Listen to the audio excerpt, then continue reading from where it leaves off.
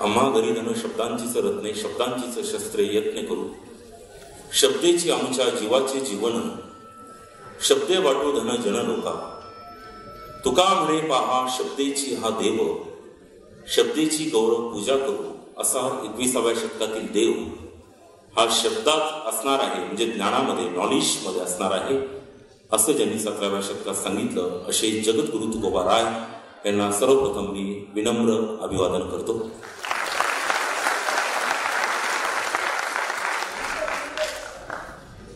ज्यांची उद्या जयंती आहे आणि ज्यांच्या प्रतिमेचं आपण पूजन केलं असे Rajarshi Shahu Chhatrapati Maharaj,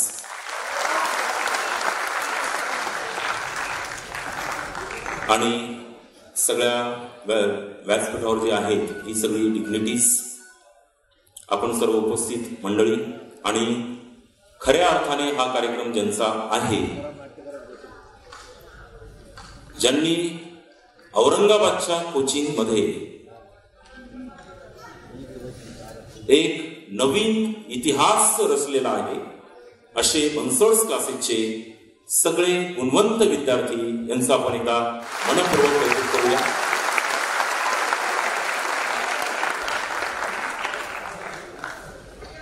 what is success? Success is just matter of luck. पण त्याच्या पुढे आणखी एक थोडंसं जोडलेलं आहे. Success is just matter of luck, ask any failure.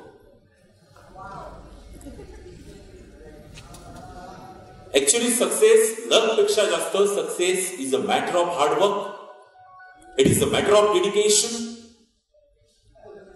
It is a matter of smart work.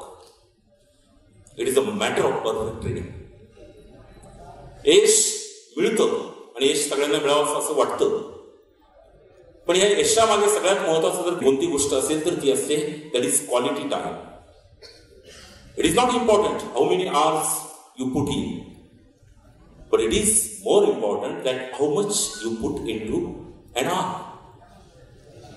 किती घंटे काम केलं याला महत्व नाहीये, एका घंट्यामध्ये किती काम केलं त्याला महत्व आहे. That is quality time, that is important. आणि ज्याला हा क्वालिटी टाइम कळाला तो आयुष्यात यशस्वी होतो. कारण 24 तास सगळ्यांनाच असते, सगळे 24 तासामध्ये अभ्यास करू शकतात, जितके तास जास्तीत जास्त करता येईल. मग ह्या यशवंत विद्यार्थ्यांनी, ह्या गुणवंत विद्यार्थ्यांनी असं काय वेगळं केलं, जगावेगळं केलं, की आज आपल्या क्लासचा विद्यार्थी, माझं गेल्या 17 वर्षापासूनचं स्वप्न होतं की आपल्या क्लासेसचा विद्यार्थी औरंगाबाद जिल्ह्यातून पहिला यावा आणि तो एकमेव पहिला असावा. पहिल्यांदाही पहिला आलेला आहे पण एकमेव नाही. पण आज पहिल्यांदा असं झालं, आपल्या क्लासेसचा विद्यार्थी, बनसोड क्लासेसचा विद्यार्थी नीट, ज्याला राष्ट्रीय स्तरावरची परीक्षा आपण म्हणतो, या परीक्षेमध्ये 720 गुणांपैकी तब्बल 651 गुण घेऊन 293 रँक सहित ऑल इंडियामधून औरंगाबाद जिल्ह्यातून पहिला आलेला आहे. एका जोरदार टाळ्या इरफानसाठी, त्याच्या पालकांसाठी आणि त्याच्या परिश्रमासाठी होऊ द्या.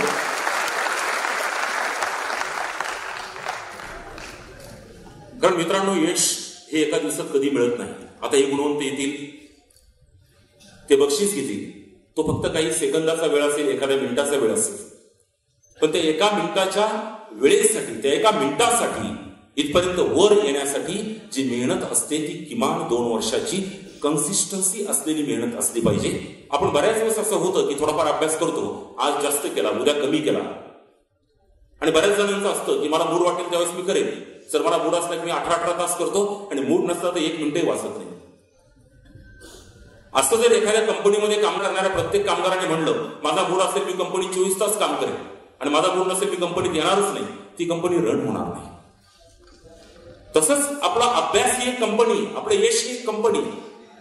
तिथपर्यंत जर पोहोचायचं असेल तर सगळ्यात महत्वाचं जर काय असेल तर तो डेली अभ्यास, दररोज अभ्यास करणे. एक छोटीशी फक्त गोष्ट या निमित्ताने मी शेअर करतो आपल्याशी.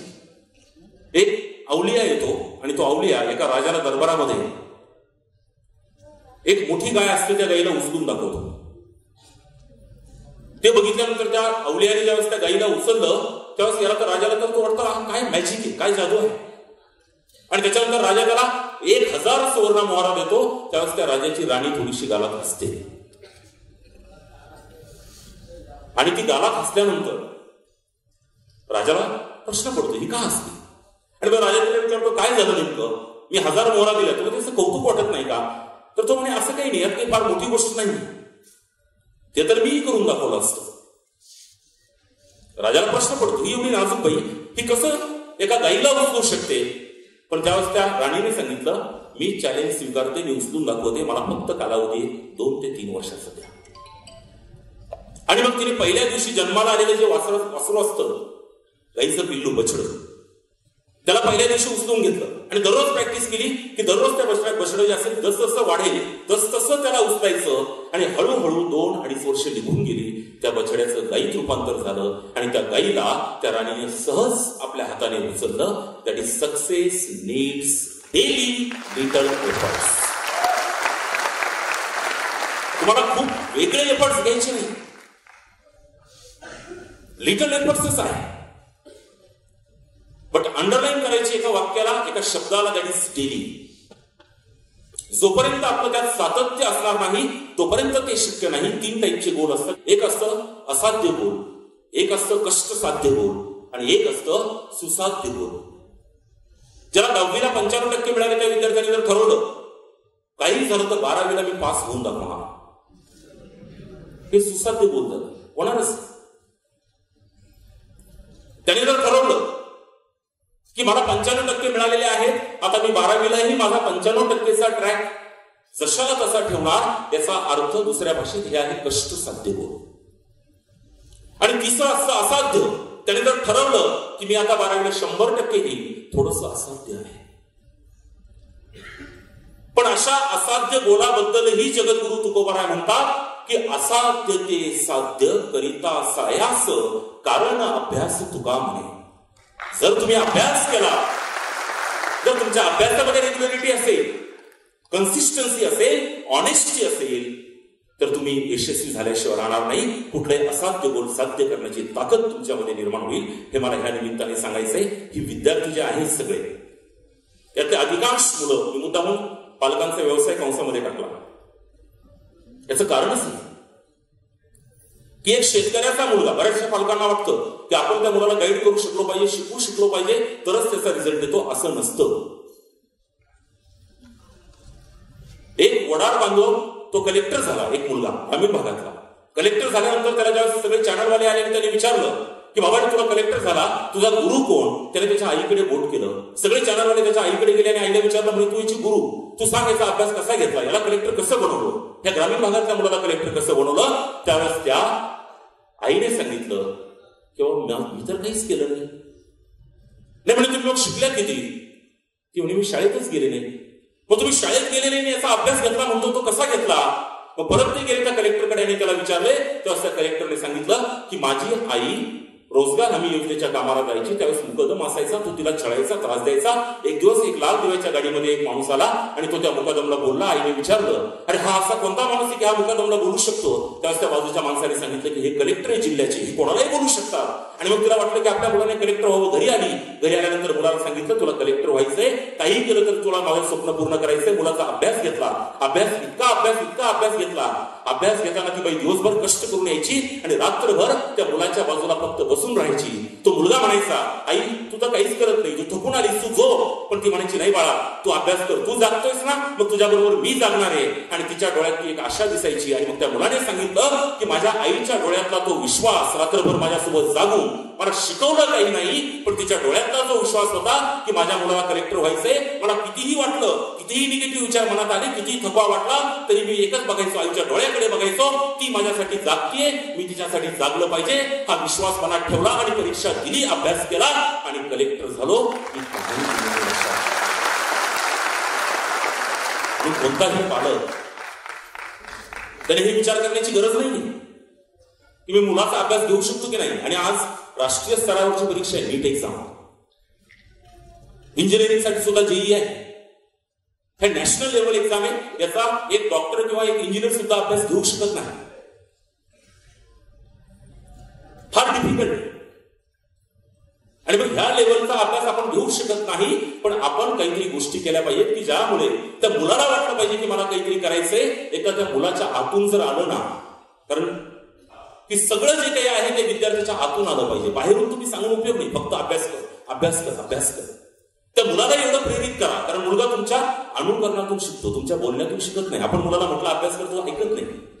आपण काहीतरी त्यासाठी करतो हे जर त्याच्या लक्षात आलं तर तो अनुकरण करतो, तो शिकतो. माजी कुलगुरू शिवाजीराव भोसले म्हणतात की चिमणीचं पिल्लू 40 दिवसांचं झालं की उडायला लागतं, माणसाचं पिल्लू मात्र 40 वर्षांचं जरी झालं तरी स्वतःच्या पायावर उभा राहू शकत नाही. चिमणीचं पिल्लू 40 दिवसांचं झालं की उडायला लागतं, माणसाचं पिल्लू मात्र 40 वर्षांचं जरी झालं तरी स्वतःच्या पायावर उभा राहू शकत नाही. कारण पंख हे आतून फुटलेले असतात आणि डिग्र्या ह्या बाहेरून चिकटवलेल्या असतात. हा या दोहोंमधला फरक आहे. पण तुमच्या उद्या व्हॅल्यू डिग्रीला राहणार नाही. तुम्ही डॉक्टर जरी झालात, एमबीबीएस जरी झालात, IIT जरी झालात, त्याला व्हॅल्यू नाही. व्हॅल्यू आहे तुम्ही कसे आहात. बरेच विद्यार्थी विचारतात कोणतं प्रोफेशन चांगलं. सगळंच प्रोफेशन जगातलं चांगलं आहे, कोणतंच वाईट नसतं. व्यवसायाचा दर्जा नसतो, त्या व्यवसायात जो काम करतो तो व्यक्ती कसा आहे त्यावर त्याचा दर्जा ठरत असतो. हे ह्या निमित्ताने मला सांगायचंय. काहीही करा तुम्ही, मन लावून करा. आपण जर 2 वर्ष हा अभ्यास करतोय तर 2 वर्ष आपल्या आयुष्यामधलं फुल डेडिकेशन जर त्याला असेल तर सक्सेस मिळतं. सक्सेस स्टोरी तुमच्या समोर आहे. विद्यार्थी तुमच्या समोर येणार आहेत की ज्यांनी फक्त आणि फक्त 2 वर्ष ते मिशन पाळलं, बाकी काही केलेलं नाही. आणि अभिमानानं मला सांगावं असं वाटतं की आपल्या विद्यार्थ्याचा, एकाही विद्यार्थ्याचा, याच्यापेक्षा 8 ते 10 विद्यार्थी आपल्याकडे जास्तीचे आहेत की जे नीट परीक्षेमध्ये 500च्या वर गुण घेऊन क्वालिफाय झालेले आहेत. पण एकाही विद्यार्थ्याचा फोटो दुसऱ्या क्लासमध्ये जर असेल तर तो छापायचा नाही हे ठरवून घेतलं होतं. आपले असलेले काही विद्यार्थी ज्यांचे दुसरीकडे 2-2 फोटो आहेत, अशा विद्यार्थ्यांना सुद्धा आपण नाकारलेलं आहे. हे या निमित्ताने बनसोड क्लासेसच्या ह्या सगळ्या शिक्षकांच्या वतीने मला अभिमानानं सांगावं असं वाटतं. कारण सगळ्यांची इच्छा होती की 100% आपला विद्यार्थी टेस्ट बॅचला कुठे असला नाही पाहिजे. त्याला जे पाहिजे ते आपण देऊ. We have conducted one batch 7 to 7, 7 AM ते 7 PM, सकाळचे 7 ते संध्याकाळचे 7. त्यातले बरेच विद्यार्थी यामध्ये आहेत. एक बॅच केली आपण, चांगले चांगले विद्यार्थी एकत्र केले. ते विद्यार्थी एकत्र केल्यानंतर त्यांना सकाळी 7ला बोलून संध्याकाळच्या 7 पर्यंत 12 तास अभ्यासात ठेवू. क्लासेस कडून AC रूम त्यांना अभ्यासासाठी अवेलेबल करून देण्यात आला. त्याचा कोणता एक्स्ट्रा चार्ज घेण्यात नाही आला. बसची सुविधा सुद्धा क्लासेस कडून मोफत देण्यात आली. मी कधी आतापर्यंत बोललो नाही क्लासेसशी, पण का मला असं वाटतं याचं कारण असं आहे की हे डेडिकेशन आहे. त्या टीचर्सचं डेडिकेशन आहे, त्या मॅनेजमेंटचं डेडिकेशन आहे, त्या ड्रायव्हरचं डेडिकेशन आहे. ज्या ड्रायव्हरने आपली ड्युटी संपल्यानंतर परत एकदा त्या मुलांसाठी परत येऊन बसमध्ये त्यांना सगळ्यांना घरी सोडलं, त्या ड्रायव्हरसाठी सुद्धा एकदा जोरदार टाळ्या झाल्या पाहिजे असं मला वाटतं. कारण तो त्यांचा हक्क आहे. म्हणून जर आपण ठरवलं तर तुमच्यामध्ये प्रत्येकामध्ये एक इरफाम आहे, तुमच्या प्रत्येकामध्ये एक शिवम आहे, तुमच्या प्रत्येकामध्ये एक रवी वैराळ आहे, तुमच्या प्रत्येकामध्ये मोनाली आहे. फक्त तुम्ही स्वतःला ओळखणं गरजेचं आहे. आणि असं म्हणतात इंग्लिशमध्ये, to live day by day is not to live at all. दररोज जगणं म्हणजे जगणं नसतं. तुमच्या श्वासाची गोळागिरी म्हणजे जगणं नसतं. तर दर दिवशी काहीतरी वेगळं करणं, दर दिवशी काहीतरी वेगळं करणं, दर दिवशी काहीतरी जास्तीचं करणं, जगा वेगळं करणं, त्याला आपण जगणं म्हणतो. आणि त्यासाठी सगळ्यात महत्वाची गरज कोणती असेल तर आपली संगत चांगली ठेवा. बाकीच्या गोष्टीतून मोह आपला बाजूला करा. तुकाराम महाराज म्हणतात, तुका म्हणे मना पाहिजे अंकुश, नित्य नवा दिस जागृतीचा. तुमच्या मनावर जर अंकुश असेल, तुमच्या मनावर जर ताबा असेल तर येणारा प्रत्येक दिवस, नित्य दिवस हा नवीन जागृतीचा असेल. हे जगद्गुरु तुकोबा रायने लिहिलेले आपण लक्षात घ्या. आणि कोणतीही गोष्ट, एखादा विषय नाही समजत आपल्याला सुरुवातीला, आपल्याला असं वाटतं आपल्याला ते जमतच नाही, पण एव्हरीथिंग इज पॉसिबल. बनसोड क्लासेसमध्ये 10वीला नापास झालेला विद्यार्थी सुद्धा 12वीला CET क्रॅक करून MBBS झालेला आहे. तर सांगण्याचं तात्पर्य हे everything is possible. Just change your attitude. तुमचा ॲटिट्यूड बदला, त्याच्याकडे बघण्याचा दृष्टिकोन बदला. तुम्हाला काही अशक्य असं नाही. आणि मित्रांनो, सगळ्यात महत्वाचं मला ह्या निमित्ताने या गुणवंतांना आणि सगळ्यांना हे सांगायचं आहे की कुठेतरी आपली श्रद्धा असली पाहिजे. आणि ती श्रद्धा ठेवण्यासाठी जगातलं जर सगळ्यात चांगलं कोणतं असेल दैवत तर ते आपले आईवडील असतात. तुका म्हणे मायबाप अवघे ती दैवत, तुका म्हणे मायबाप अवघे ती काशी, तेने न वजावे तीर्थाशी. त्याच्या घरी आई वडील आहेत, त्याला तीर्थाला जाण्याची गरज नाही, काशीला जाण्याची गरज नाही. ते आपलं सर्वोच्च दैवत आहे. आणि त्यामुळे प्रत्येक विद्यार्थ्यामध्ये भावना निर्माण व्हावी, त्यामुळे गेल्या 17 वर्षापासून ज्यावेळेस म्हणून सत्काराचा कार्यक्रम असेल तेव्हा आपण त्या कार्यक्रमाची सुरुवात नेहमी माझ्या आई वडिलांच्या पूजनाने करतो. आईदादांची पूजा पण त्या निमित्ताने करतो. आज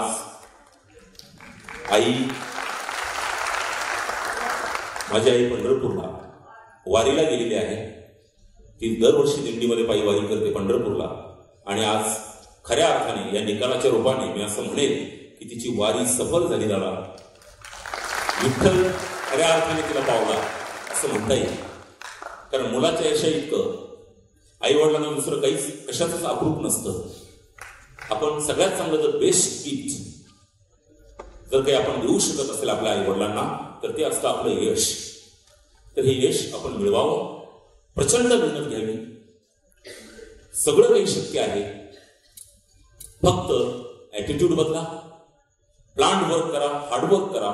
तुमच्या समोर प्रूव्ह झालेलं आहे की हे जे टीचर्स आहेत, आपली जी टीम आहे, टीचिंग टीम, त्यांचं मला खरोखर मनापासून कौतुक करावं असं वाटतं. कारण असं कधीच झालं नाही की एखादी डिफिकल्टी असेल, काही डाऊट असेल तर तो सॉल्व्ह झाला नाही किंवा सांगितलं नाही.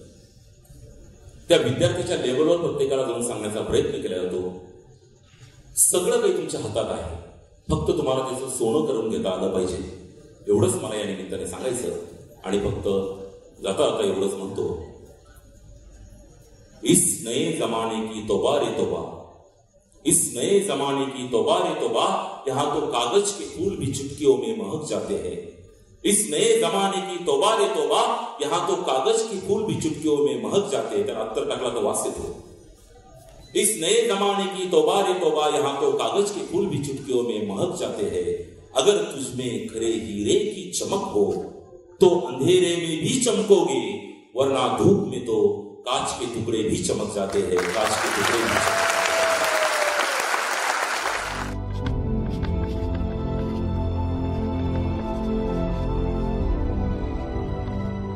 माझ्या यशाचे रहस्य फक्त बनसोड क्लासेस.